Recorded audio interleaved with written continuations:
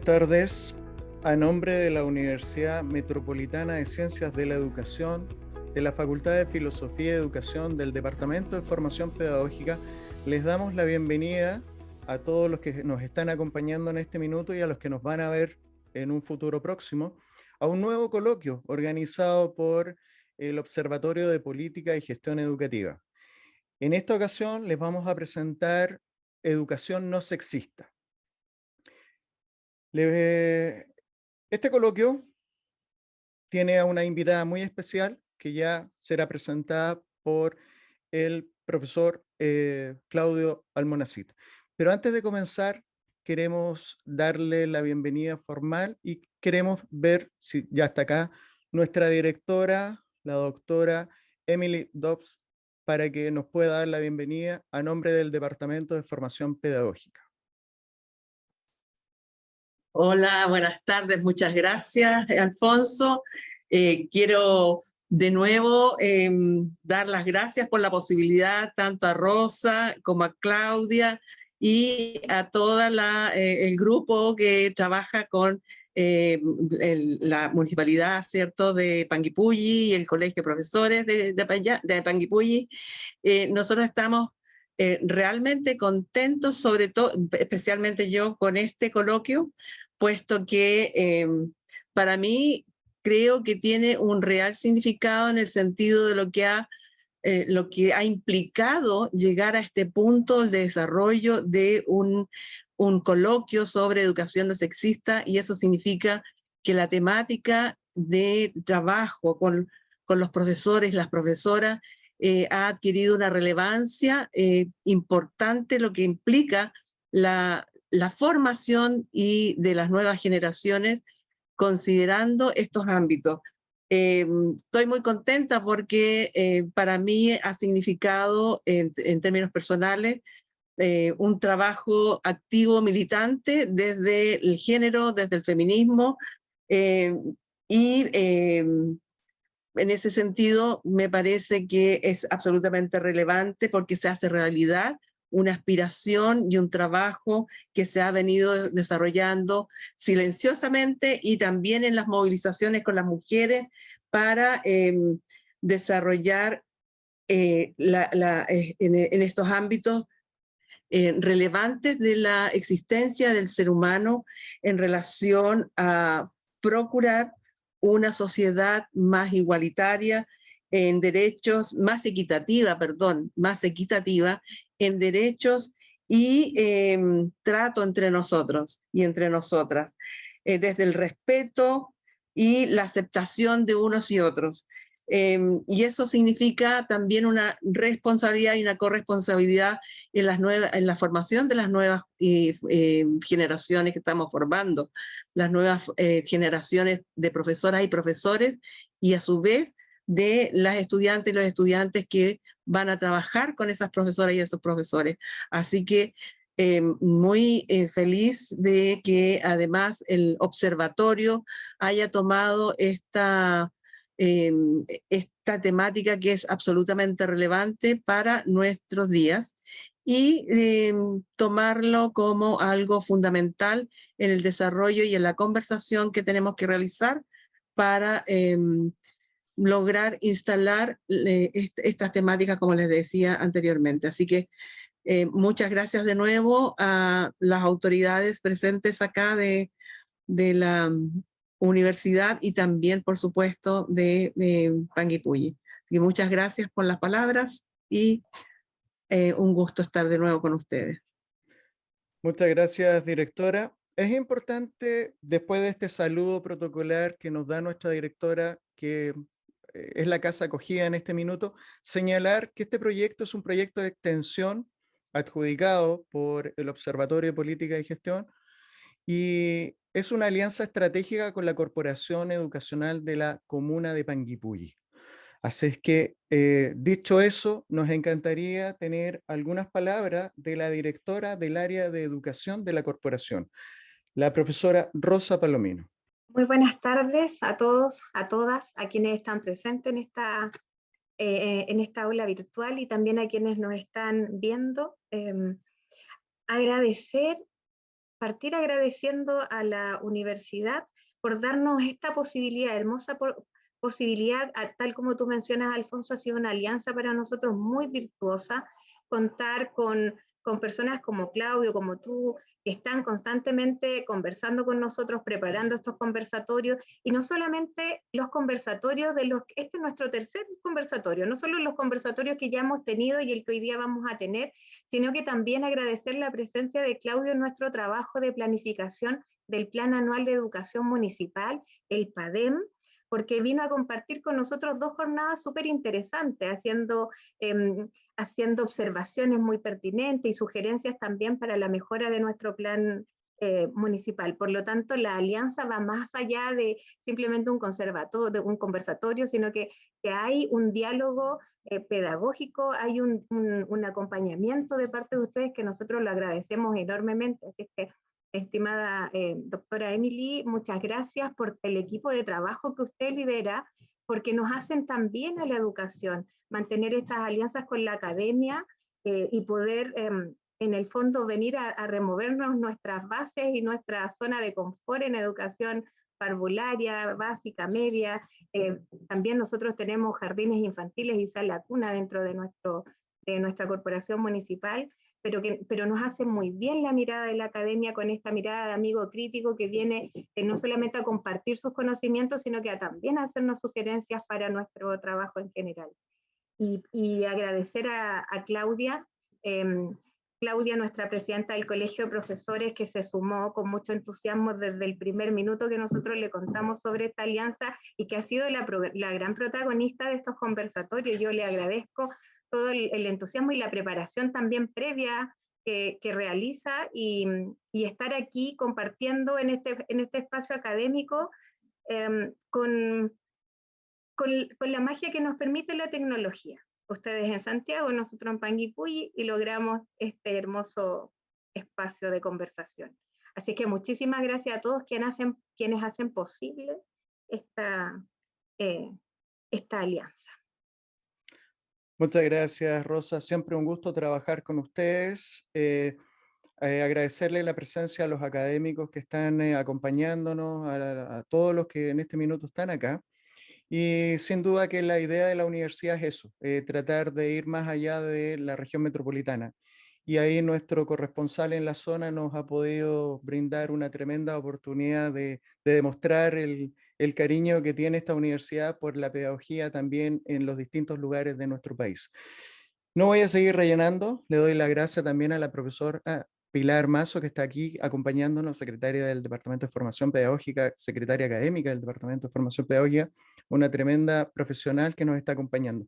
Así es que no voy a quitarles más tiempo, le voy a dar la palabra al doctor Claudio Almonacid para que podamos comenzar y escuchar esta exposición que es tremendamente interesante en los días que llevamos. Muchas gracias, Alfonso. Saludos a todos y a todas, en particular a los docentes de Panguipulli que nos acompañan, tanto los que están presentes como aquellos que podrán ver este video de manera posterior, puesto que esta actividad se está grabando, se va a subir a YouTube y podrá quedar entonces para que lo puedan visitar en cualquier otro minuto, como material de trabajo para ustedes. Porque en el fondo ustedes son los destinatarios de esta actividad. Nosotros somos el vehículo que lo potencia, que lo propicia, pero la idea es que esto les sirva a ustedes. En ese sentido, la metodología de trabajo, como ustedes saben, estamos transmitiendo a través de Zoom, y por lo tanto, una vez que nuestra expositora haga su planteamiento, ustedes podrán levantar la mano y se les dará la palabra para transmitir su pregunta. O también podrán hacerlo a través del propio chat, y entonces me tocará a mí señalar la pregunta hacia la expositora. Entonces, dicho eso, la metodología de trabajo es que primero va a exponer nuestra invitada, luego va a comentar Claudia Mendoza, y después entonces abrimos las palabras, ya sea a través del Zoom o del chat, para que ustedes puedan participar. Presento entonces a nuestra expositora, Daniela Alillo, quien es feminista, profesora de castellano de la Universidad Metropolitana de Ciencia de la Educación, magíster en estudios de género y cultura de la Universidad de Chile. Se ha dedicado a las áreas de género y educación, y además en niñez de género, en distintas investigaciones y en proyectos en establecimientos educacionales y con el Ministerio de Educación. Actualmente se desempeña como coordinadora del área de género en el proyecto Ciencia 2030 de la Universidad Católica y como académica de cursos de educación no sexista en la UNCE. Daniela Arillo va a exponer a continuación, tiene más o menos media hora para contarnos, y como digo, quien quiera hacer preguntas levanta la mano, después le damos su turno o escribe por el chat. Daniela, muchas gracias. Muchas gracias, Claudio. Buenas tardes. Muy agradecida de la invitación que se me hizo a este coloquio, de poder tener un diálogo respecto a la educación no sexista con las personas de Panguipulli que nos acompañan. Encuentro que aquí el diálogo territorial es muy importante porque los contextos cambian nuestras prácticas educativas y es necesario que siempre la reflexión vaya pensada desde eso, desde las propias comunidades. Voy a compartir mi presentación para dar inicio al tema que les vengo a compartir, que lo titulé Educación no sexista, herramientas para la reflexión hacia el currículum. Como señaló Claudio, las preguntas como más tal vez respecto a la totalidad de la presentación serán al final, pero durante la presentación igual yo dejo algunas palabras como al aire o un poco intencionadas, y ahí me gustaría, o los y las invito a comentarlo por chat, idealmente, para que así podamos compartir las visiones de lo que se vaya presentando. Bien, entonces, primero partimos, este título dice educación no sexista porque parte del hecho de que ya hay una conciencia generalizada de que vivimos en un sistema educacional que, correspondiente a la sociedad en la que se inserta, es de carácter sexista. No todos, no siempre, pero estamos hablando de que estructuralmente así se ha levantado el sistema educacional en nuestro país. Entonces la pregunta es, ¿por qué? O sea, ¿cómo opera el sexismo en la educación? Podemos hablar de que las instituciones educativas son primero sexistas, en el sentido en que generan diferencias que se traducen en desigualdades entre hombres y mujeres, ¿cierto? Son relaciones de género que se sitúan como relaciones de poder, donde hay una jerarquía donde el hombre o lo masculino se posiciona arriba por sobre lo femenino. También podemos comprender la institución como el sexismo de la educación desde la escuela como un espacio bigenerista, es decir, que asumes siempre que existen solo dos como presencia sexogenérica en las escuelas, reducido al hombre-mujer, y se ha dejado fuera en distintas formas, a través, por ejemplo, del uniforme, de los espacios como baños o camarines, otras identidades sexogenéricas. También a partir del hecho de que la escuela se levanta como un espacio heteronormativo, donde se asume de entrada, ¿cierto?, que los estudiantes son heterosexuales y que incluso el profesorado también lo es, así como las comunidades, direcciones, etc. E incluso las familias, tal vez los y las cuidadoras de las estudiantes que asisten también se asumen siempre como heterosexuales. Y eso, por ejemplo, lo vemos también en rituales que tiene la escuela, que tal vez se han ido transformando, pero que todavía están muy metidas en nuestro como subconsciente. Por ejemplo, lo que es la elección de las alianzas del rey y la reina, donde ahí estamos asumiendo una heterosexualidad, ¿cierto? Una pareja, hombre-mujer. En los bailes escolares, ¿cierto? Donde también siempre se asume que tienen que ser entre hombres y mujeres, la cueca, ahora que viene el 18, por ejemplo. Y así en otros tal vez ritos o performances que ustedes pueden recordar de sus propias comunidades, en que siempre se parte de esta base.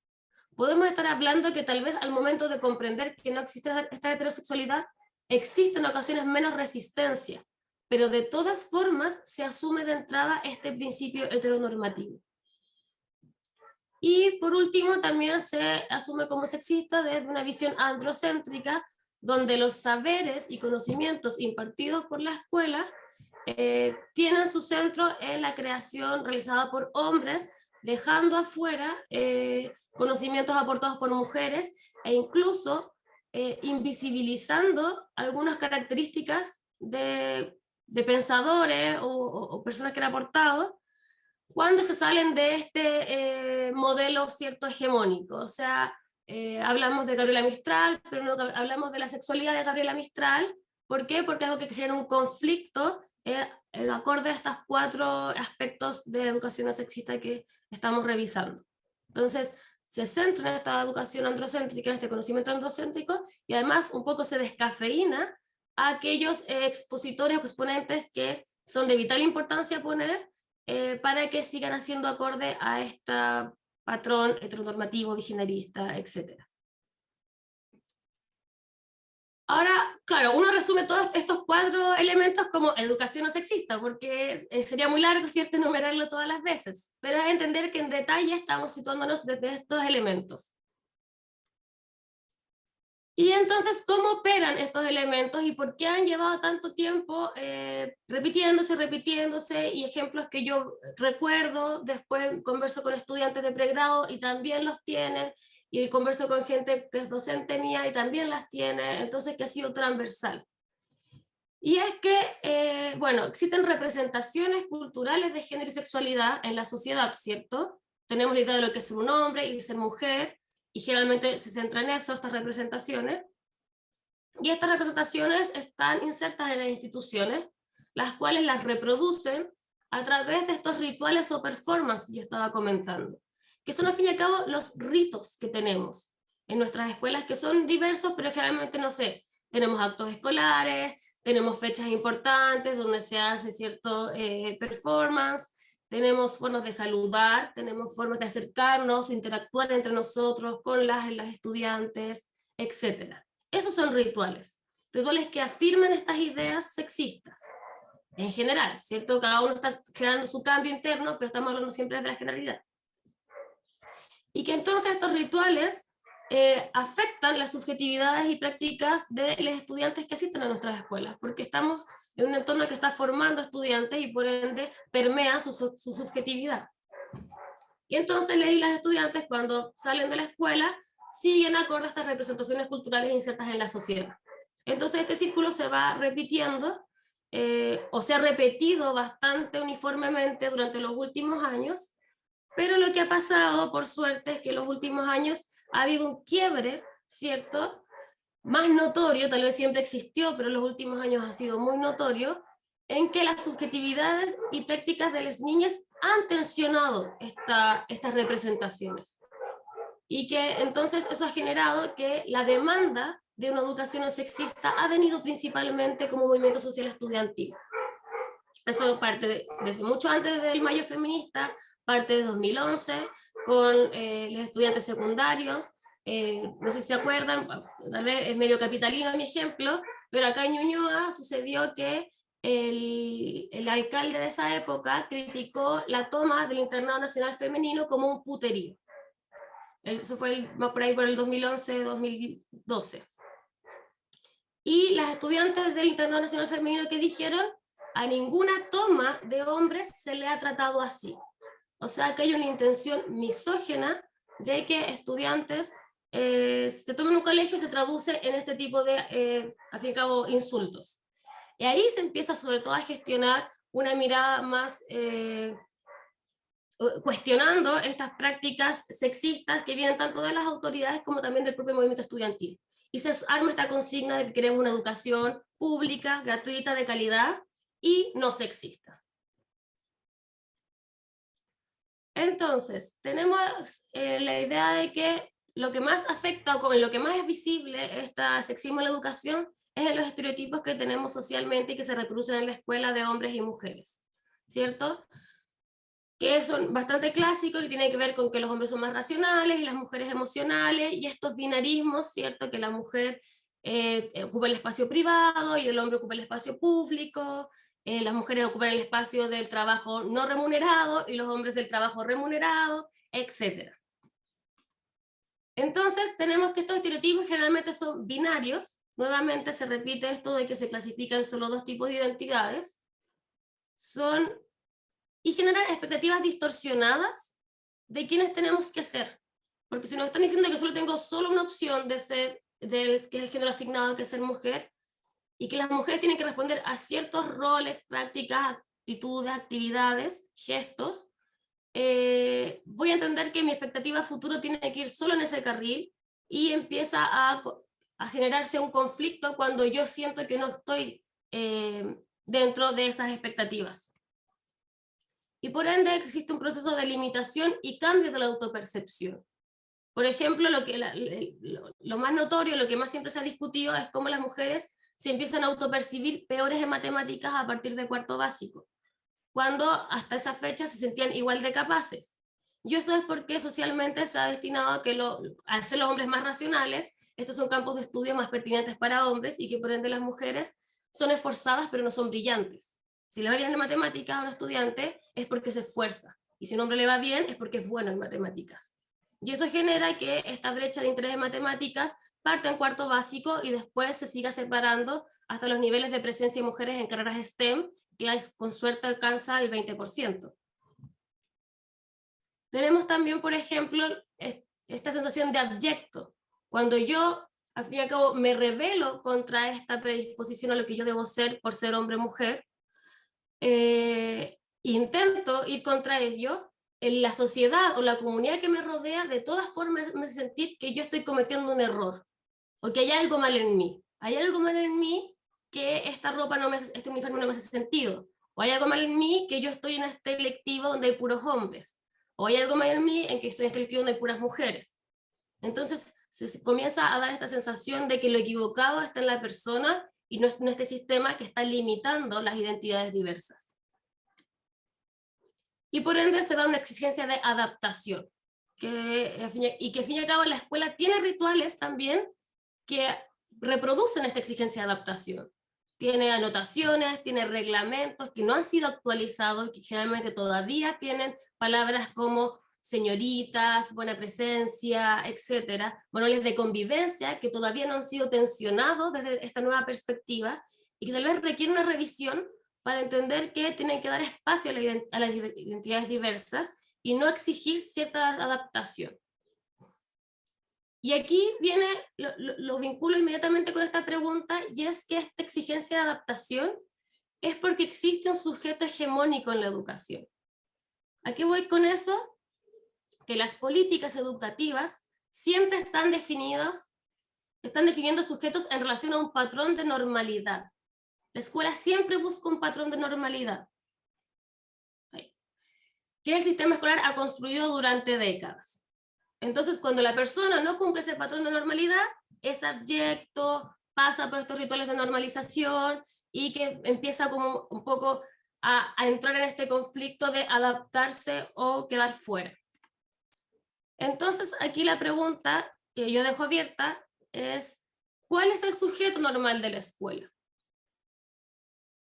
¿Cuál piensan ustedes que es el sujeto normal de la escuela? ¿Cómo debe ser? Y ahí les invito a señalar en el chat si se les ocurre. ¿Cómo es el sujeto normal de la escuela? ¿Qué se espera? Ya, disciplinado, que acata reglas, exactamente. ¿Cómo más es el sujeto normal de la escuela? Por ejemplo, si lo vinculamos con lo anterior, el sujeto normal de la escuela es heterosexual. No, la escuela no espera eso. Se está adaptando ahora, pero no espera eso. No es el sujeto a partir del que se han levantado el reglamento. Tiene roles definidos, es responsable y ordenado, que cumple con todo. También podríamos decir que es cisgénero, ¿cierto? La comunidad trans ha tenido que sobrellevar muchos obstáculos para incluirse en las escuelas de una manera equitativa y justa. ¿Por qué? Porque no son sujetos normales de la escuela, ¿cierto? Generalmente es blanco, no es migrante, ¿cierto? Sujeto normal, el que se espera. Entendemos que las escuelas, que eso no tiene como conexión con la realidad, porque nuestras escuelas son muy diversas. Pero aún así, la política está pensada para un solo sujeto, y a partir de eso emanan sus prácticas concretas, reglamentos, currículum, etc. Heterosis, claro, estudiantes sexistas también, que no le interesa recibir educación que no vaya en pos del poder del hombre, es decir, que claro, que vaya asumiendo estos roles jerárquicos como hablábamos en un comienzo. Y aquí el problema es que a partir de este sujeto de normalidad se empieza a marcar una línea del cuerpo que importa o el cuerpo que no importa en la escuela. El que ojalá se vaya, el que bueno, que pase nomás, que no haga mucho problema, este alumno cacho, ¿cierto? Que siempre se comenta, no sé, de pasillo, y el alumno cacho es un cuerpo que ya no está importando en la escuela, porque no está rindiendo como este sujeto normal que yo estoy esperando.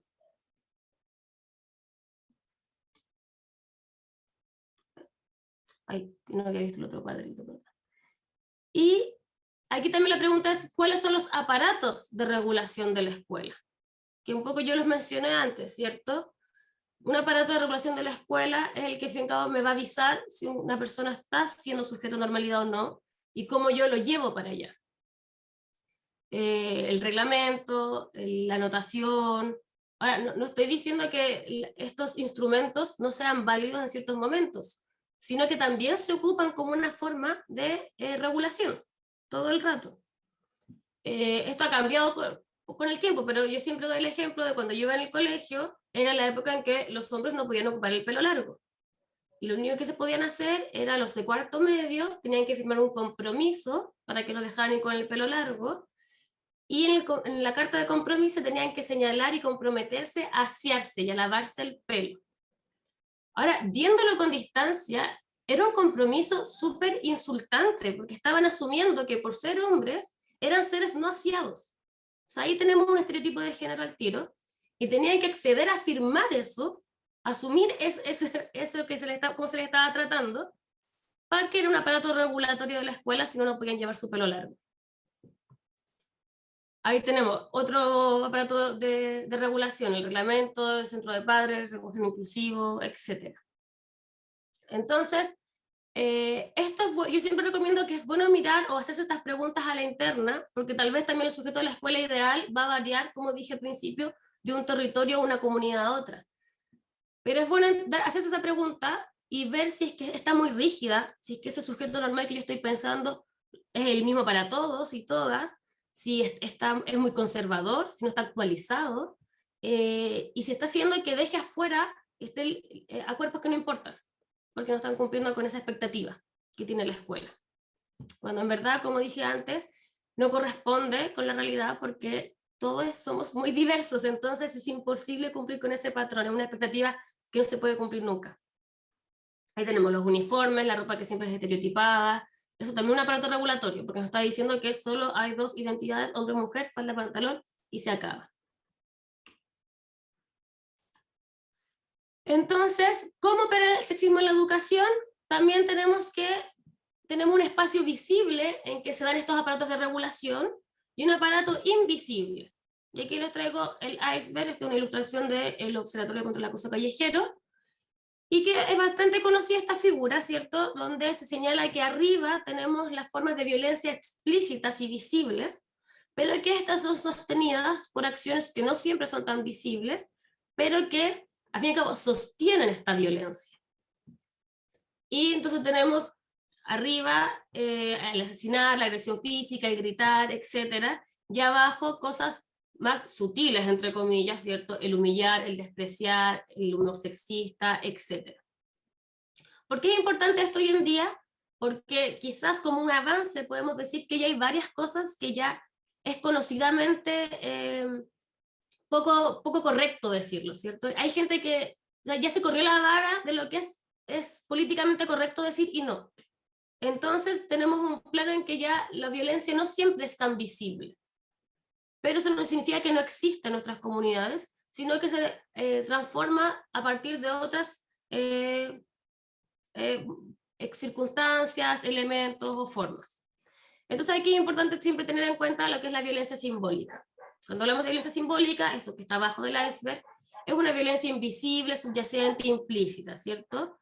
Y que parte de esta noción de este concepto de la dominación masculina, en que vivimos en una sociedad a partir de la dominación masculina, donde los hombres generan opresión frente a las mujeres, y que ese panorama está tan normalizado que estamos acostumbrados a ello. ¿Y eso qué genera? Que se naturalice e interioricen estas relaciones de poder, convirtiéndose así en evidentes e incuestionables, incluso para las personas que son sometidas. O sea, aquí pasa muchas veces en que incluso cuando estamos siendo afectados por esta discriminación o esta violencia simbólica o estos estereotipos de género, no somos conscientes de ello y seguimos reproduciéndolo como si no estuviera, porque siempre ha sido así. Y esa es la clásica respuesta que se da cuando se quiere tensionar un tema o cuando se quiere cuestionar una tradición, ¿cierto? O un rito escolar. Pero ¿qué pasa? ¿Qué tiene de malo si siempre ha sido así? Y el problema es que siempre ha sido así es porque se ha sostenido así a partir de una sociedad que vive en una dominación masculina.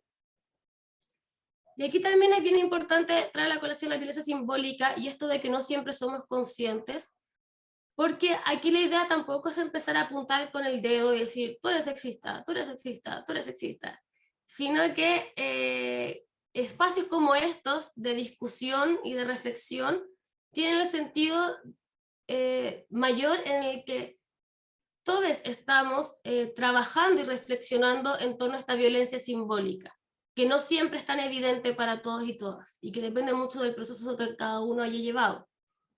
Entonces, muchas veces las personas que generan prácticas sexistas no son malas personas, pero sí son personas que están cometiendo violencia y que por ende tienen que llevarse a la reflexión.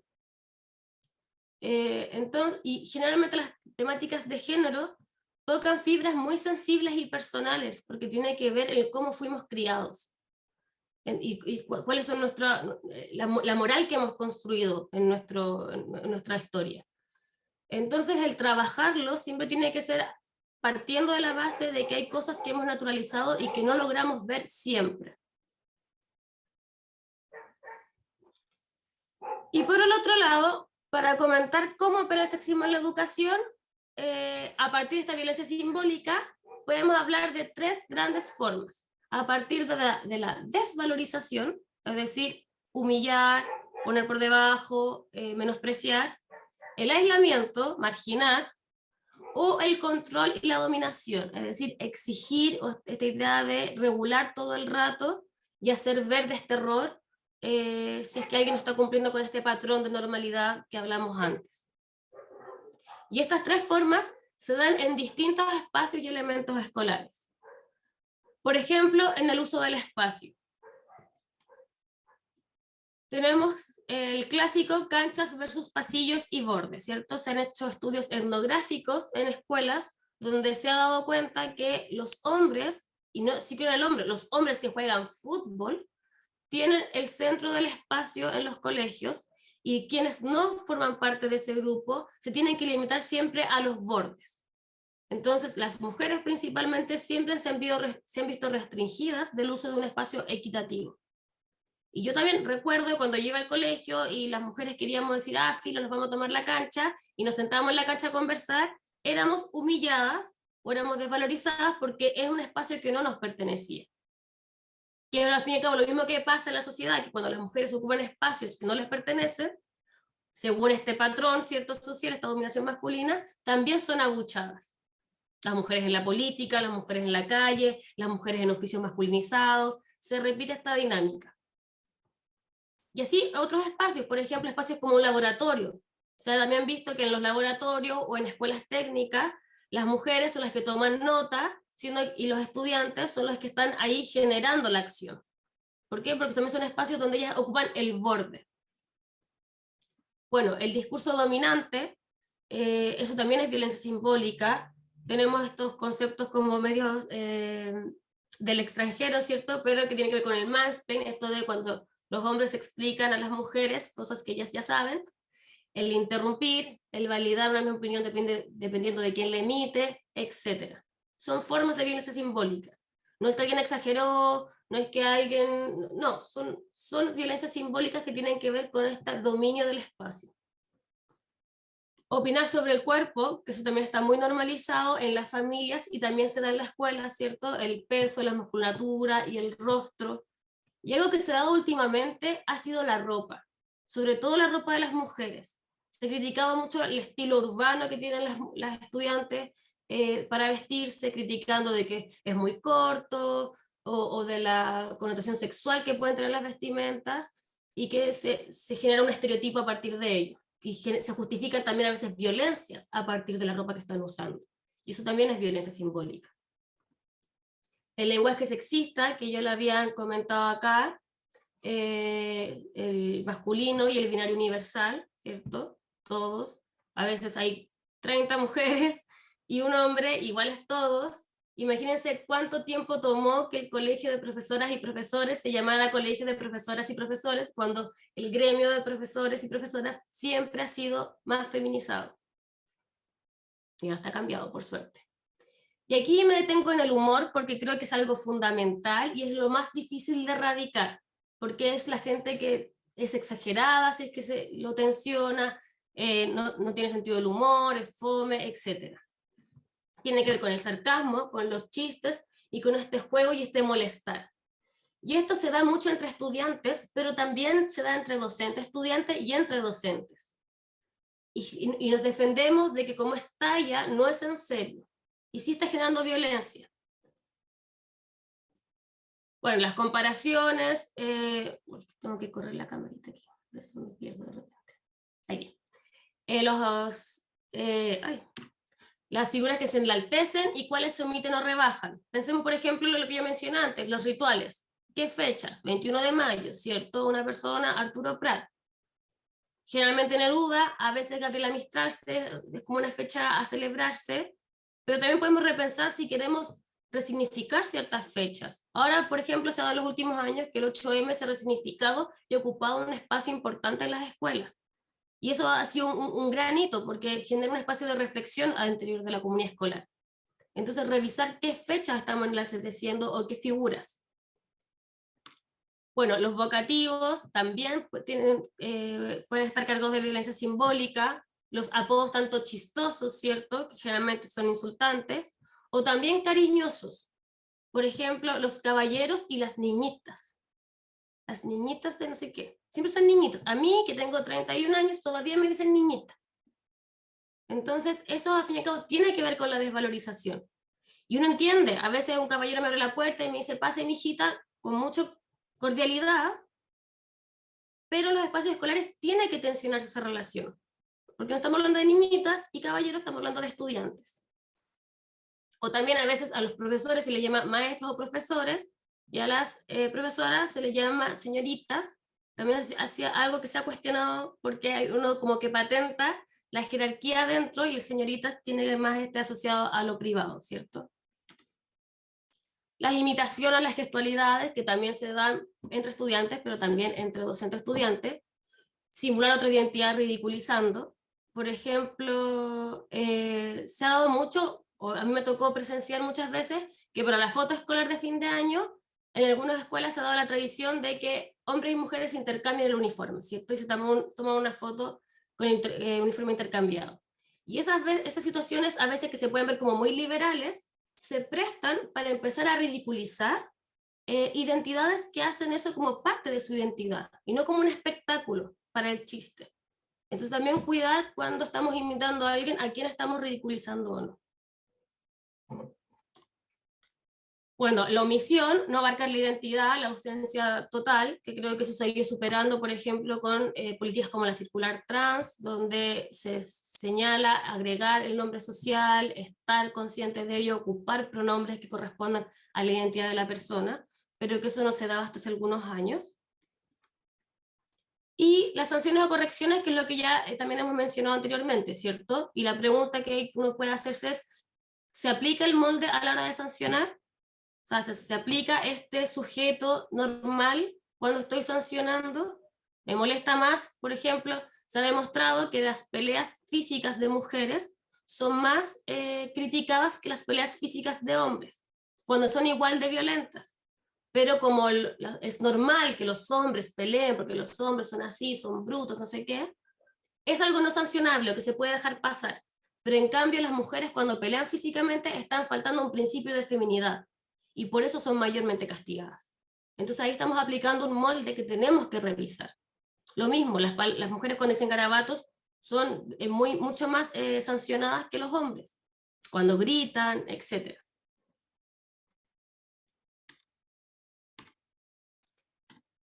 Y entonces podemos señalar que esto se da en distintos aspectos. Y aquí me gusta hacer énfasis en esto porque cuando empezamos a hablar de la consigna de la educación no sexista, uno desea implementarla. Pero hay que transversalizar las perspectivas de género en las escuelas.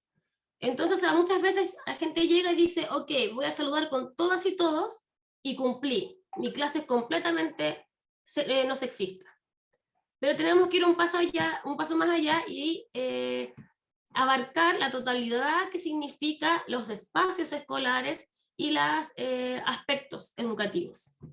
Entonces, por ejemplo, tenemos que ver lo que es el grado de alcance que puede tener la educación no sexista a un nivel de política pública, comunidad escolar, sala de clases, docente estudiante, lo que se da en relación a la educación, ¿cierto? Las interacciones entre docente y estudiante, el lenguaje que se ocupa y la didáctica, como yo propongo el paso de los contenidos, y el currículum explícito, nulo y oculto, ¿cierto? Que eso es más conocido. Entonces aquí hago este énfasis, vamos a verlos en particular, pero hago el énfasis de que las temáticas de género no deben agregarse a las cosas. No es que yo digo, ya voy a pasar mi clase igual que siempre y voy a agregar al final algún tip sobre las mujeres. No, por ejemplo, agregar, hola, buenos días a todos, ¿cómo están mis queridos estudiantes, hombres? Y mujeres, ¿ya? No es un agregar, sino que es interpelar cómo nos estamos relacionando. Tiene que ver con todas estas otras cosas que vimos recién, los espacios, los vocativos, el humor, las referencias, etc. Y eso tienen que interpelar y atravesar todo lo que es nuestra práctica docente. Entonces te lo voy a pasar más rápido porque me interesa después llegar a lo otro. Tenemos la política educativa, como que es la normativa, documentos oficiales del Mineduc, etcétera, ¿cierto? Tenemos también la comunidad escolar, que tiene que ver con los distintos estamentos que conforman una comunidad escolar: estudiantado, profesorado, dirección, apoderados. Muchas veces la práctica sexista se ven en ese esquema. Después tenemos un esquema un poco más íntimo, que tiene que ver con la sala de clases, ¿cierto? Y es las participantes de una instancia educativa puntual, docentes y varios estudiantes. Y también ya tenemos la relación más cerrada todavía, que es la relación bidireccional entre docente y estudiante. O sea, la práctica de educación no sexista puede restringirse a esa pequeña interacción o llegar también a una política pública. Cuando hablamos entonces también de lo que es una práctica docente en su amplitud, tenemos las interacciones, por ejemplo, la designación de roles. ¿A quién le pido que sea mi secretaria? ¿A quién le pido que corra las mesas porque tiene más fuerza? ¿A quién le pido decorar porque tiene el mejor gusto? Etcétera. Las preguntas y participación. Se ha comprobado, por ejemplo, que a las mujeres se les da menos la palabra en áreas masculinizadas como las matemáticas, y se les hacen preguntas más fáciles, porque tienen la expectativa ya de que no son tan buenas, entonces no le voy a hacer una pregunta tan difícil, ¿ya? Entonces también se ve en ese aspecto. Y las normas de comportamiento, que ya las hemos revisado. Tenemos el lenguaje, que también lo comentamos recién, en los vocativos, como yo llamo a alguien, el genérico masculino, y las instrucciones no pedagógicas, esto como de ayudar a barrer, o ayúdeme con esto, o sea, mi asistente, cierra las piernas, siéntese como señorita, no grite, etc. Y las didácticas, que tienen que ver con el objetivo de aprendizaje y contenidos, los ejemplos y ejercicios que ocupo, las imágenes, qué rol están representando los hombres y mujeres en los ejemplos que doy, en las fotos que pongo, en las películas que muestro, en los ejemplos matemáticos, ¿cierto? El señor no sé cuánto tenía una empresa, la señora Juanita tenía un kiosco, ¿cierto? Empezar a reflexionar respecto a ese tipo de ejemplos. Y los recursos pedagógicos, como señalaba recién, canciones, fotografías, guías, etc. Y por otro lado tenemos lo que es el currículum explícito, ¿cierto? Que sabemos que es todo aquello que está declarado. El currículum oculto, que es aquello que no está declarado, pero que sigue formando, sigue dando una idea de formación. Entonces, el clásico que tiene que ver entonces con, por ejemplo, actualmente existen políticas que tienen que ver con la inclusión y la no discriminación, pero sigue ocurriendo que a los estudiantes trans se les sigue haciendo un bullying en las escuelas. Entonces hay algo declarado, pero que en la práctica no está ocurriendo. ¿Por qué? Porque hay un currículum oculto transfóbico. Ah, ese era el nulo, perdón. Y ahora voy al nulo. Ese recién fue el oculto. Y ahora el nulo tiene que ver con aquellos contenidos que ni siquiera están abarcados, ni ocultos, ni explícitamente. Que por ejemplo, actualmente la educación sexual integral. Esa es una temática que no se ve nunca. O por ejemplo, temáticas trans en los contenidos también. Es algo que no se ven. No se dan referentes trans, no se dan expositores trans. Son información que queda completamente oculta en el currículo. Y otra cosa que quiero comentar es la necesidad de siempre tener estos contenidos a partir de una visión de interseccionalidad. Eso como lo entendemos en que no estamos hablando de solo una identidad de mujeres, hombres o diversidades, sino que estamos atravesados por diversos otros factores que determinan nuestra identidad. Y que por eso lo hace más complejo, pero hace la necesidad de tener una visión mucho más diversa y que tal vez que nuevamente interpela este patrón de normalidad que es irreal. Porque yo aquí puse algunos esquemas que pueden, ya gracias, algunos elementos que pueden incidir en nuestra identidad, pero pueden haber muchos más y que por ende también tenemos que tener eso consciente cuando estamos hablando de prácticas no sexistas. Y aquí voy a saltarme esto porque me queda poquito tiempo. Entonces, llevando esto un poco más a una práctica más concreta y cómo podemos observarlo, yo les traigo esta taxonomía que está en un artículo que después puedo compartir porque vi que estaban solicitando artículos, y que tiene que ver una forma de mirar nuestras propias prácticas. Tenemos entonces que la educación, o sea, el sexismo, las prácticas sexistas, pueden ir desde un invisibilizar hasta un ideal que es un transformar. Cuando hablamos de invisibilizar, hablamos de marginar o ocultar aquellos conocimientos o expresiones que no forman parte de esta normalidad, ¿cierto? Estos cánones hegemónicos de masculinidad y feminidad, aquello que se escape de eso. ¿Qué es lo que, por ejemplo, estábamos viendo de estudiantes de identidades diversas, que no siempre están propuestos en un currículum académico, o en rituales, o en fechas especiales en las escuelas, etc. Y nosotros lo invisibilizamos, o sea, ni siquiera consideramos que existe. Cuando avanzamos, estamos hablando de un rechazar, que es cuando aceptamos que eso existe, pero cuando lo aceptamos, lo rechazamos o lo denigramos, lo atacamos, que es, por ejemplo, el bullying que existe en las escuelas por razones de identidad sexual. Se han denunciado en muchas ocasiones tratos denigrantes a estudiantes por su orientación sexual o por su identidad de género, y eso tiene que ver con un rechazo, y eso puede ir de los propios estudiantes o también de la comunidad educativa. Cuando avanzamos estamos en el naturalizar, y yo creo que este es el que más existe actualmente, que esto lo que yo les decía de la violencia simbólica inconsciente, que es cuando naturalizamos las cosas que ya están pasando porque siempre ha sido así. O sea, no es que yo tenga discurso de odio patente, sino que no hago nada para cambiarlo porque siempre ha sido así. Entonces, contribuir a esta reproducción de estereotipos. O sea, seguir asumiendo que a las mujeres no les gustan las matemáticas, entonces seguir con esto porque siempre ha sido así. Seguir dándole ejercicios de educación física más fácil a las mujeres porque siempre ha sido así, porque se asume que las mujeres son débiles. Asumir, por ejemplo, que los estudiantes no son aseados o no son pulcros o no tienen habilidades de decorativos o cosas así porque siempre ha sido así. Es repetir lo que ya está. Luego, cuando empezamos a tensionar, podemos entrar a un primer modificar, que es, al fin y al cabo, en pequeñas acciones acotadas, empezar a criticar estos cánones hegemónicos, que yo creo que también esto se está dando bastante.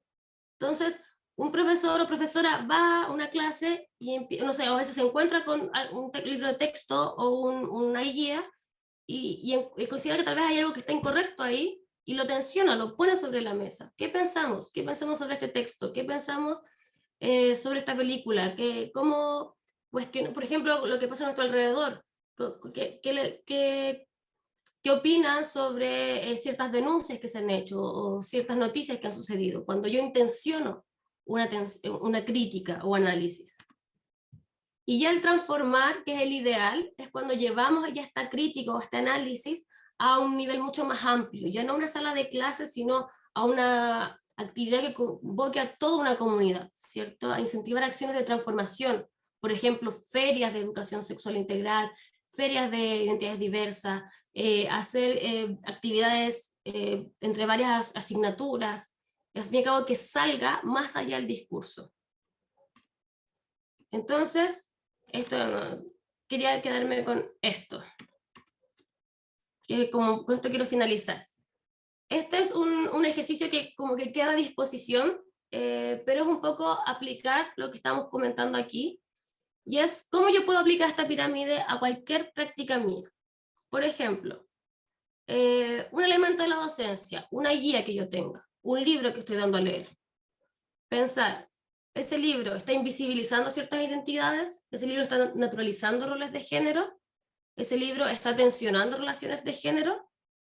Ver dónde lo incorporaría en esta pirámide y luego decir, ok, tal vez esta guía, mira, en esta guía de discurso público, lo pienso porque soy de lenguaje, solo puse discursos de hombres.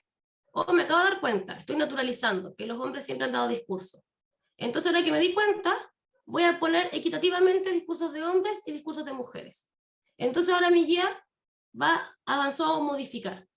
¿Por qué? Porque ya lo tensioné y voy a poner esa cuestión en mi sala de clases. Voy a tensionarlo desde ahí. Por ejemplo, es una obra de teatro, ya, y quiero que sean los personajes de hombres, solo pueden interpretar a hombres, y los personajes de mujeres solo pueden interpretar mujeres. Pero quizás no. Quizás en verdad voy a hacer que el que quiera ocupe cualquier rol de esa obra de teatro. Y después la voy a presentar a toda la comunidad educativa. Y voy a poner eso como en tensión. Entonces avanzo un transformar. Sigo al fin y al cabo comentando eso. Entonces, aquí por ejemplo, preguntas que quedan al aire. Preguntarse, ¿cómo llamo a mis estudiantes? ¿Hay algún sesgo de género en cómo los llamo? ¿Invisibiliza alguna identidad, alguna normativa del establecimiento? Lo que yo comenté de revisar, ¿cierto? ¿Cómo distribuyo los roles en una obra de teatro? ¿Cuál es el criterio para dar actividades de educación física diferente a niños y niñas? ¿Se reproducen sesgos de género en los actos escolares, ¿cierto? La niña sostiene la bandera, el hombre la iza. ¿Qué ejemplos o referentes selecciono para planificar mis clases? Todo esto uno lo puede ver a través de esta pirámide y hacer esta autorreflexión de posicionarlo en un escalón de la pirámide y ver cómo puedo llevarlo a un modificar y un transformar. Okay, con eso termino. Muchas gracias. Muchas gracias, Daniela. Muy interesante tu exposición. Todavía no vamos a hacer las preguntas. Vamos a darle la palabra ahora a Claudia Mendoza para que haga un comentario sobre tu exposición. Ella es presidenta del Colegio de Profesores y Profesoras de Panguipulli. Claudia, por favor. Estás muteada, Claudia.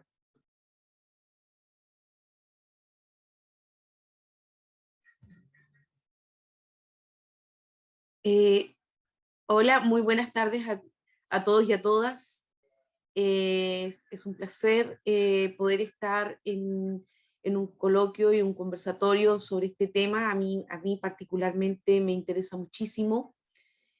Y uno como profesora mayor, cuando ya casi está a puertas de salir de la educación, puede visualizar el cambio que ha habido en esto. Yo lo he sentido profundamente, sobre todo en la asignatura de educación física, que es la mía.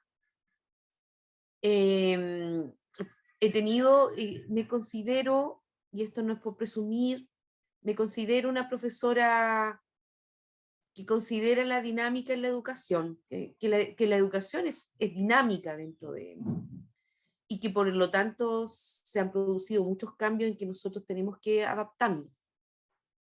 Y uno de esos es salir de la heterosexualidad de la educación. A mí me preocupa enormemente, bueno, las prácticas. Para mí, por ejemplo, en el deporte es como decir, siempre a veces los alumnos te piden al final de la clase un ratito para jugar el deporte que a ellos les gusta. Y he tenido que hacer muy consciente en decir, Los hombres juegan fútbol y las mujeres básquetbol, voleibol. También en básica, que aún se usan filas, decir la fila de las mujeres, la fila de los hombres. Todo eso yo lo he cambiado. Jamás usar la ironía para decir, usar en el currículum oculto alguna práctica violenta hacia algún alumno que tuviera una identidad de género distinta a la que evidenciamos. Nosotros ya tenemos alumnos trans y que quizás el primero me costó asumirlo más, pero después ya para mí lo hemos asumido desde convivencia escolar, lo tratamos, lo conversamos, así que para mí ya no es algo difícil. Pero así todo, siento que, y esto un poco va para la Universidad Metropolitana, ¿qué estamos haciendo para la formación inicial de los profesores para poder cambiar esto? Porque es un tema que no lo ponemos en práctica, a pesar de que estoy consciente de que el Ministerio de Educación ha hecho planificaciones para ser utilizados en el aula. Sin embargo, el profesor prefiere no asumir el tema, no visibilizarlo, a veces le hacemos el quite, sobre todo en orientación, en los cursos donde hacemos jefatura. Hay muchas cosas que todavía nos falta todavía para avanzar a un ritmo que quisiéramos más rápido.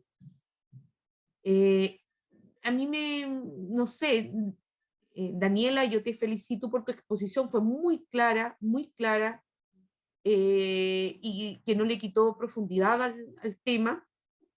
Quisiera que nos respondieran,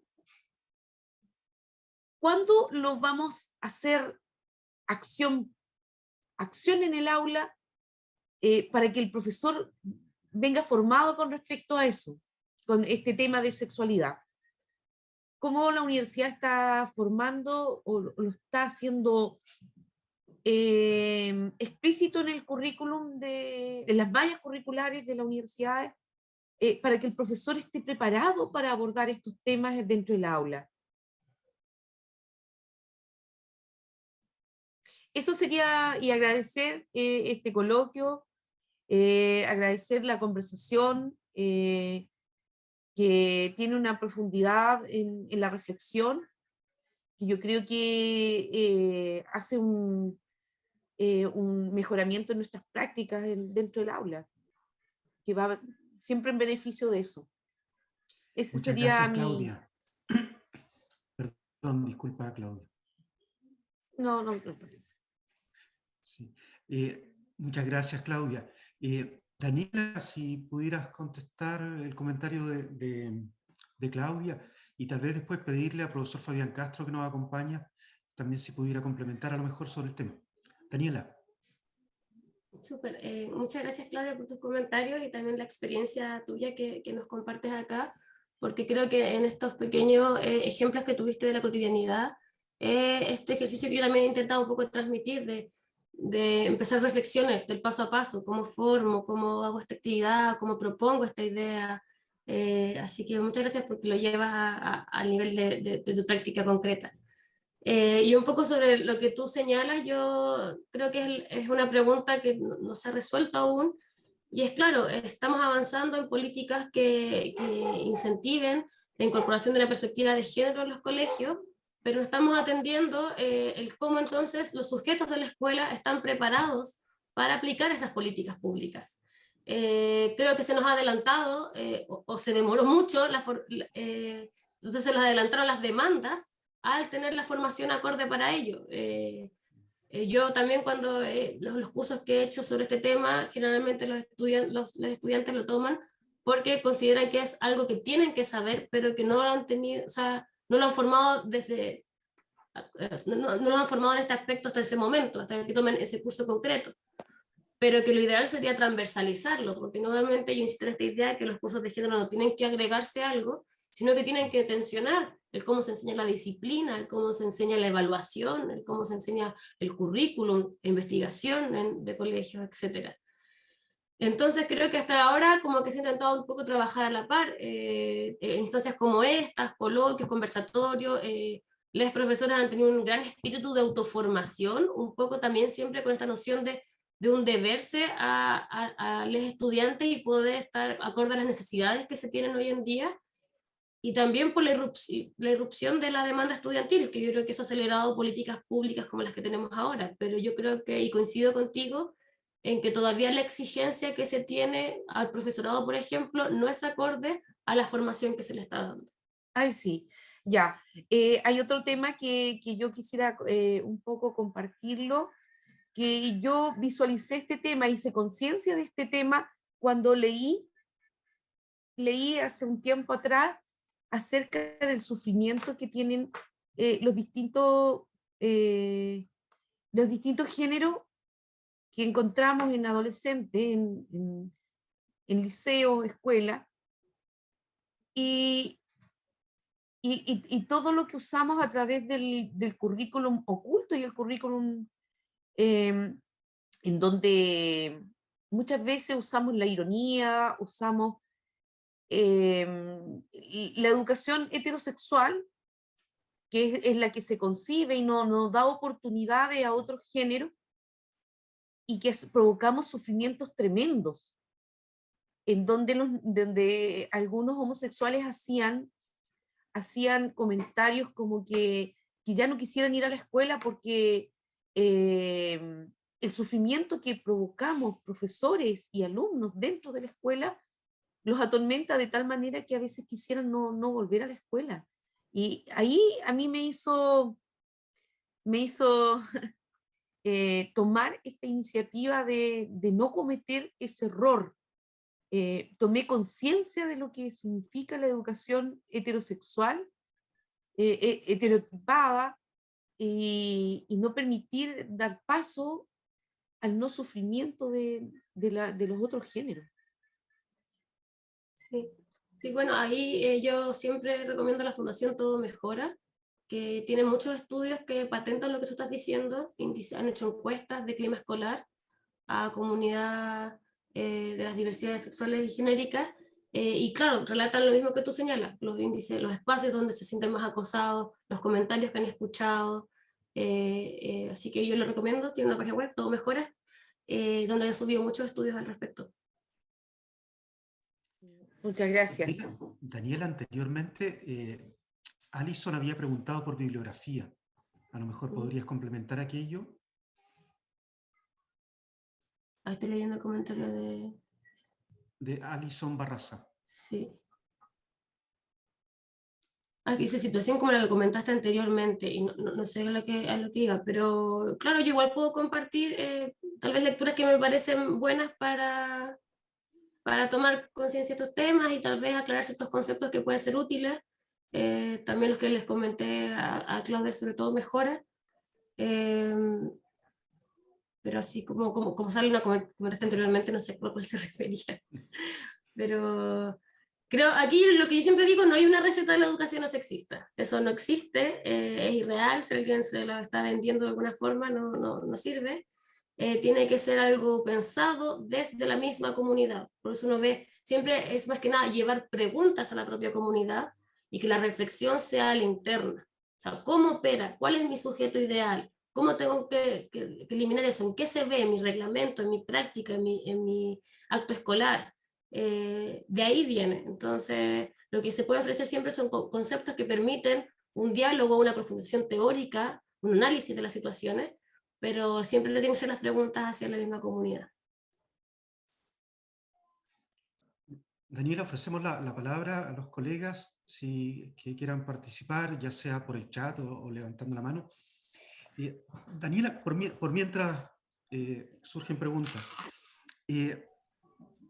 Una cuestión que señalaste al pasar, que cuando muestras la lámina, ¿cierto? Estaba una adecuación, me parece, que está escrito de una taxonomía, pero abajo abajo señala que es parte de un estudio de video de evaluación de profesores.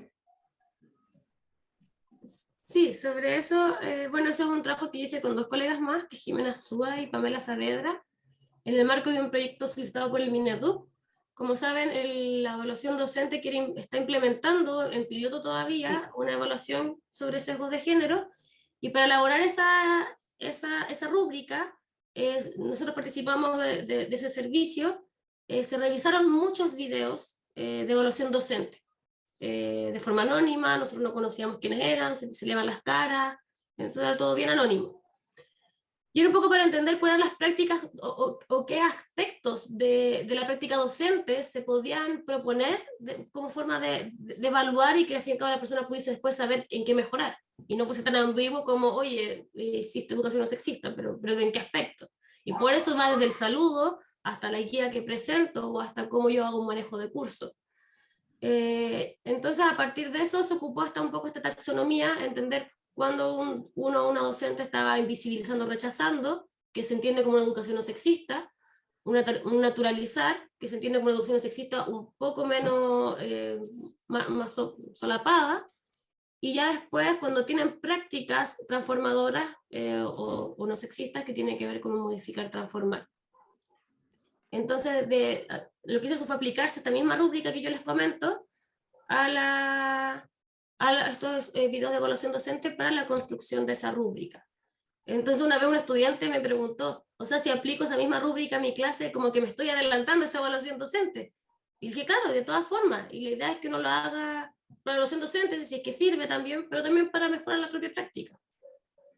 La idea es que más que un instrumento sancionador, sea un instrumento que permita la reflexión propia.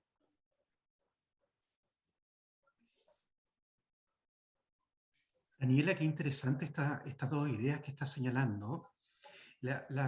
Uno, cómo esto avanza hacia instrumentos de evaluación, a la evaluación docente en concreto.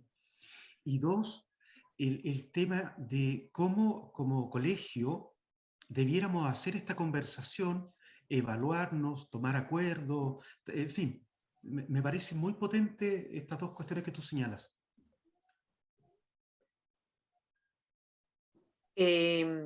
Esto ya lo había visto yo por lo menos hace 4 o 5 años atrás, que se estaba evaluando en la evaluación docente. Sí, sí, yo entiendo que el primer año se hizo como notificación, estos primeros años que se notifica el resultado de esa evaluación, pero que no afectan el puntaje. Y de esta forma se está haciendo la transición a que sea una de las pautas más que al fin y al cabo influyen en la evaluación final. Joana Quilamán ha levantado la mano para hacernos alguna pregunta. Por favor, Joana. Gusto saludarte. Estás muteada.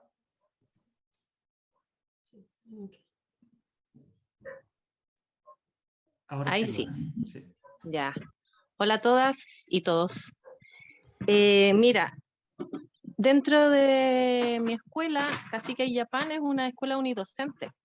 Entonces, ha sido fácil para mí poder implementar el tema de la educación sexual integral y la educación no sexista. Ya fue como una de las primeras cosas que llegué a implementar dentro de la escuela, porque siento que es sumamente importante preparar a los niños y a las niñas para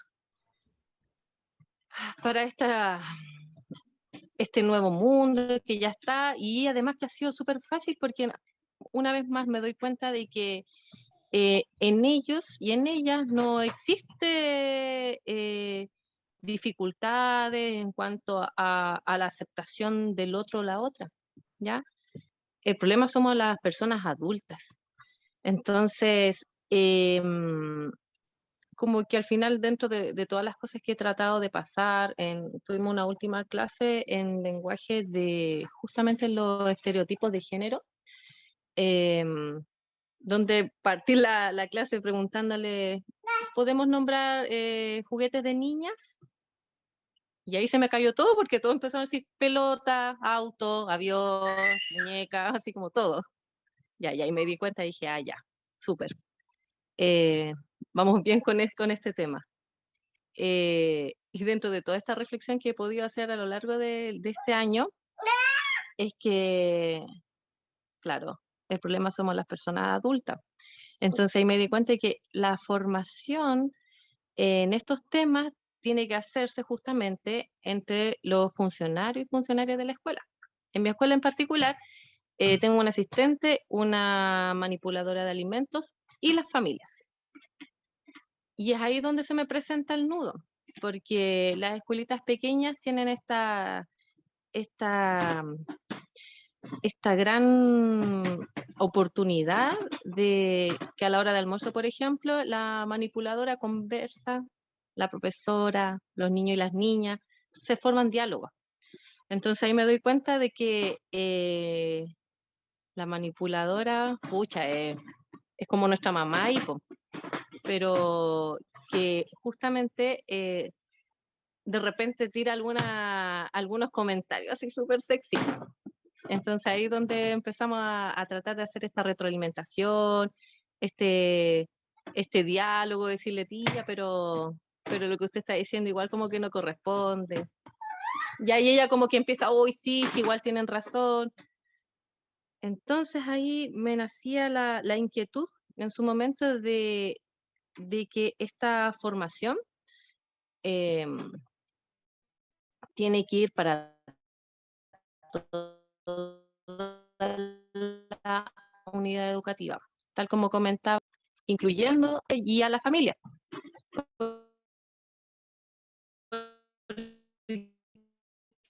Que ahí es donde empezamos a quedar cojos, también como en el... Y justamente les preguntaba, pues, ¿cómo se ve estos temas en el liceo? Me dicen, no es...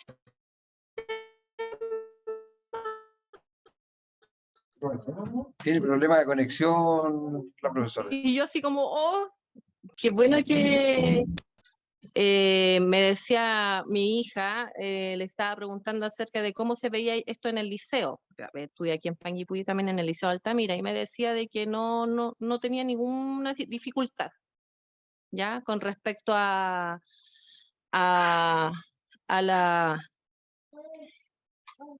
esta heteronormalidad, la heteronorma. No es tema.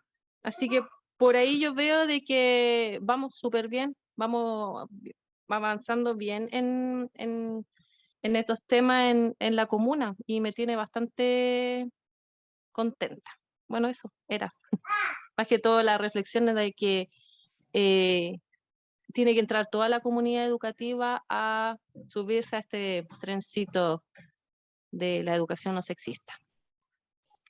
Muchas gracias, Joana. Sabes que me encanta escucharte porque esto le da sentido a lo que estamos haciendo, ¿cierto? Que es usar las tecnologías para comunicarnos, en este caso con Panguipulli y con una docente como tú que trabaja en un sector rural, en una escuela unidocente. Así que me encanta que efectivamente esto contribuya a la conversación.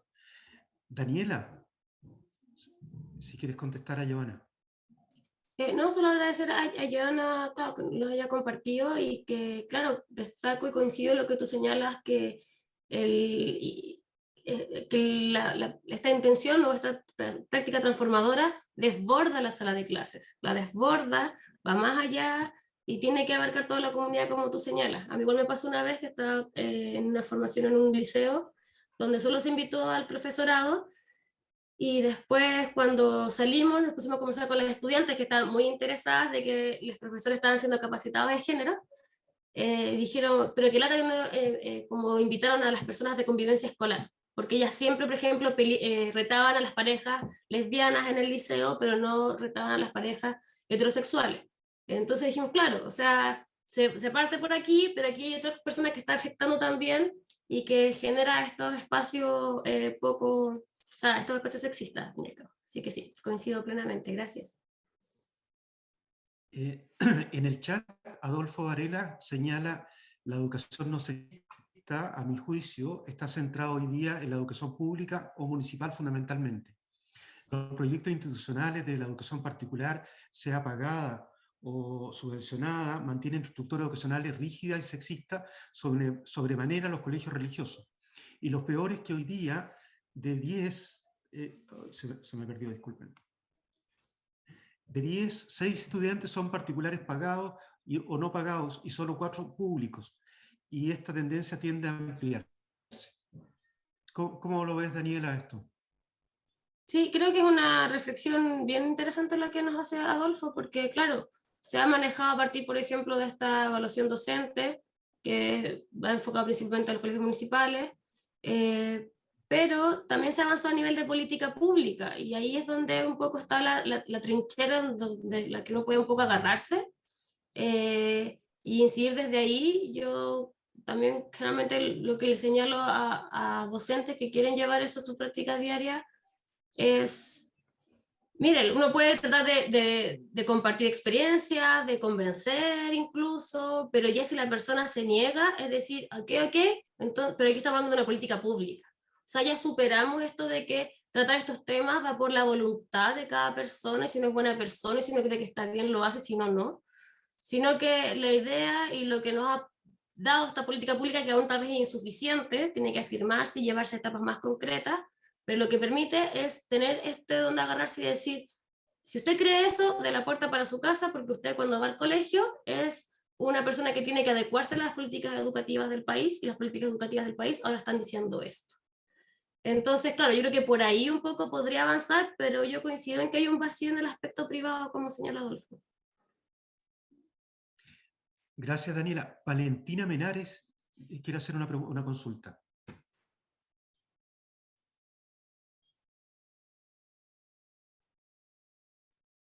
Valentina, ¿estás por ahí? Sí, creo que hay que desmutearla. Sí, Sí, necesito que activen el micrófono. claro. Y ahora sí, muchas gracias. Súper. Sí, es que quería comentar ahora, antes de que me vaya, porque tengo, la verdad, 5 minutos. Bueno, principalmente darle las gracias a la presentadora. Yo soy estudiante en formación de pedagogía en biología, ya en mi último año, espero ya titularme ahora.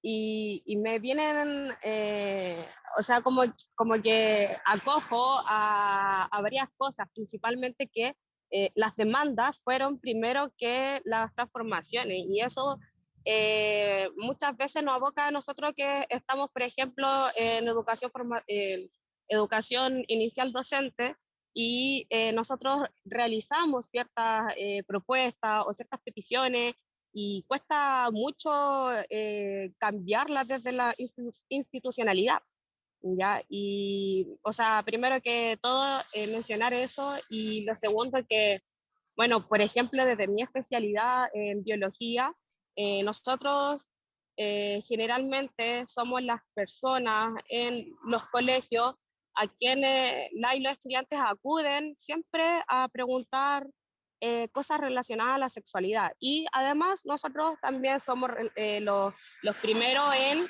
que tenemos que pasar este contenido que está en el currículum ya de temprano, o sea, un poco tarde, desde séptimo básico, pero está ahí. Y bueno, yo en mi formación inicial docente nunca tuve algún indicio, alguna sugerencia de este tipo de educación no sexista, sino que más bien es una profesora guía que en su colegio ya tenían estas demandas y los estudiantes, entonces ella nos hace el comentario a nosotros, que por ejemplo en sexualidad es muy importante ir más allá de lo heteronormado, de la heterosexualidad, de las identidades de género, porque muchas veces, o sea, no muchas veces, sino que casi siempre esta temática de la infección de transmisión sexual y cómo cuidarse siempre atiende a un grupo de personas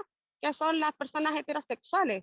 Pero, ¿qué pasa con aquellas niñas que no caen dentro de este grupo, ya sean binarias o que practican, que ya a esa edad están practicando sexo con personas de su mismo sexo, género, qué sé yo, y a nosotros no darle la información, muchas veces estas personas caen en información errónea que podría incluso poner en peligro su propia vida.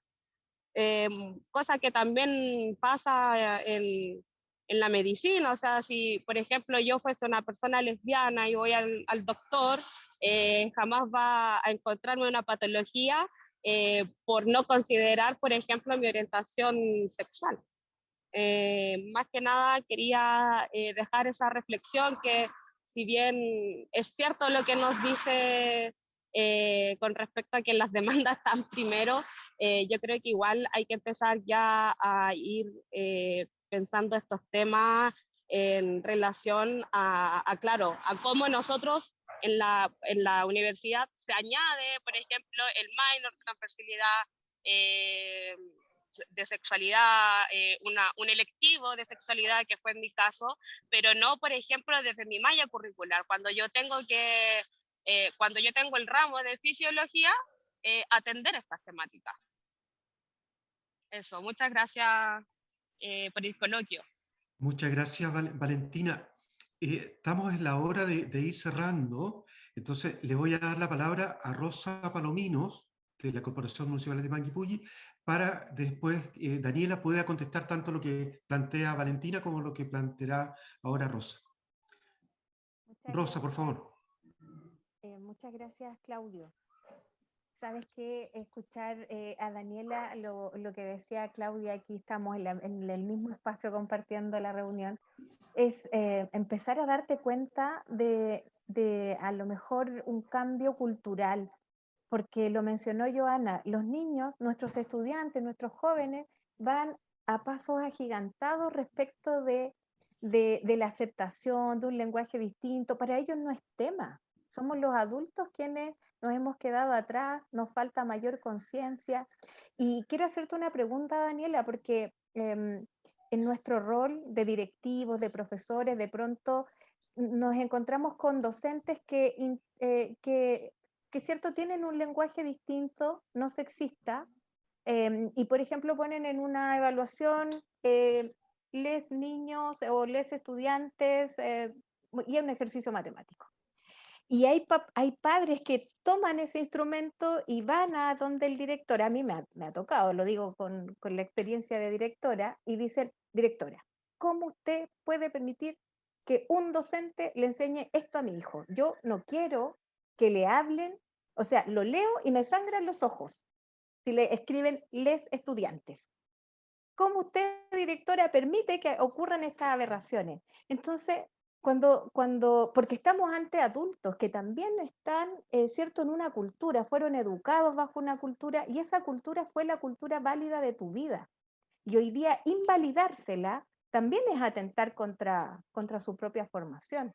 Y la pregunta, Daniela, es cómo hacemos conversar esta nueva sociedad transformadora en la que estamos viviendo con esta otra que es mucho más tradicional, en la que fuimos educados todos nosotros. Piensa tú que la RAE está hecha para todos, no para todos y todas. ¿Cierto? Lo defiende a morir. Claro, entonces esa es mi pregunta, Daniela. ¿Qué le contesto yo a ese apoderado que va a decir cómo lo permite usted? Sí, yo creo que situaciones como la que tú comentas se dan, y un poco empieza un poco la tensión y la pugna de cómo llevar y conciliar estas dos partes. La verdad es que yo creo que ahí depende mucho del proyecto educativo, por ejemplo, o el nivel de alcance o de transformación en el que quiera ir llevando el mismo establecimiento escolar, porque uno puede entonces, o sea, por ejemplo, puede tomar eso como una forma de pensar el proyecto educativo y tal vez declararlo desde ahí. Y declarándolo desde ahí, uno ya tiene lo mismo, esa tabla donde aferrarse y decir, bueno, nuestro el proyecto educativo ya está declarando esto, entonces no es ninguna sorpresa lo que se está encontrando.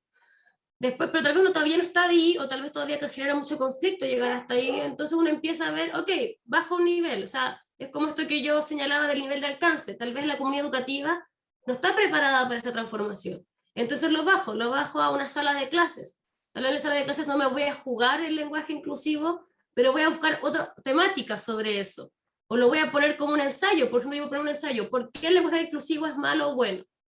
Tal vez hay gente que va a responder que es malo, pero ya estoy planteando una pregunta. no me estoy quedando con evadirlo o simplemente invisibilizarlo, que sería esta parte de la pirámide. Hagamos como que no existe este lenguaje inclusivo. Ok, causa tensión. Entonces lo propongo como una fuerte la tensión. Entonces tal vez yo podría manejarlo desde ahí.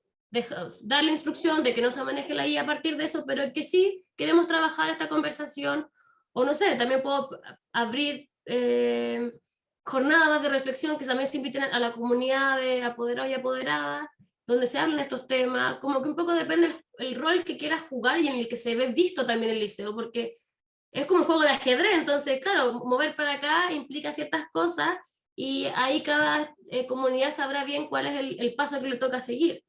Lo que una vez una docente que hablaba de educación sexual integral, que también es de la OMS, la profesora Romina, yo estaba viendo una clase que ella estaba dictando, y ella señaló que uno tiene que al fin y al cabo dar el paso que pueda generar un cambio, no el paso que va a deshacer cualquier cambio. Entonces, si insistir con el les y el les va a hacer que se me cierren 1 millón de puertas, tal vez ese no es mi paso siguiente. Mi paso siguiente es otro, porque ese me va a permitir después abrir otro espacio y otro espacio y otro espacio. Entonces uno tiene que ir tanteando desde ahí. Yo creo que eso es como lo que yo podría comentar al respecto. Gracias, Daniela. Oye, me encantó tu presentación, sobre todo esta invitación a conversar, a analizar a nivel de la comunidad educativa para que tomemos las decisiones que correspondan. Muchas gracias. Alfonso, por favor, para cerrar el coloquio. Bueno, muchas gracias a todas, a todos, a todes. Hemos ido aprendiendo, los que somos de la vieja escuela, y aprendiendo de esta forma que es un aprendizaje en el cual nosotros nos complementamos con nuestros estudiantes. No es solamente lo que nosotros los profesores vamos a entregar a la universidad, ante la pregunta que salía por ahí. Los profesores también estamos aprendiendo constantemente con nuestros estudiantes y esta nueva forma de entender la sexualidad y entender los distintos géneros que hay. Bueno, mucho tema, muchas conversaciones. Eso significa que Panguipulli nos tenemos que volver a encontrar, quedan otros coloquios, hay mucho trabajo por delante. Daniela, un abrazo grande por tu participación. Claudia, un abrazo, un besote, siempre gusto de verlos. Rosa, nos estamos viendo muy pronto. Y a nombre de la Universidad Metropolitana de Ciencias de la Educación, de la Facultad de Filosofía y Educación, del Departamento de Formación Pedagógica y especialmente del Observatorio de Política y Gestión Educativa, hasta muy pronto. Nos vemos.